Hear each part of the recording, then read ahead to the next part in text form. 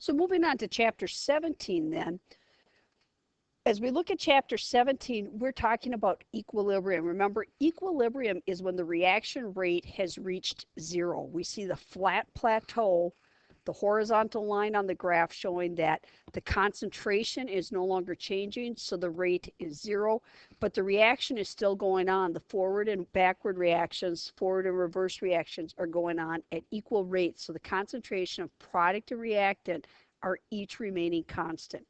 So rate is all about how fast you make product. Equilibrium is how much product you want or how much product you make. And typically you're trying to maximize the amount of product. So objectives 5 and 6, know how equilibrium constant is calculated. You're not going to be given numbers and asked to calculate this. You're going to be expected to know that it's a ratio of products over reactant. So you won't be given this equation. You'll be expected to know that equilibrium constant compares the amount of your product to the amount of your reactant. And then number 6, you should know what it means if your value is greater than 1 or less than 1.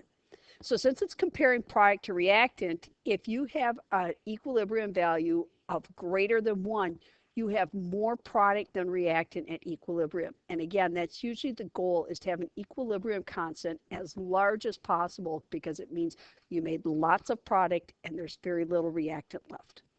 You can also have an equilibrium value less than 1, which means there's more reactant than product at the end. So not even half of the reactant became product. It is possible to have an equilibrium value equal to 1, and it means you have equal concentrations of product and reactant.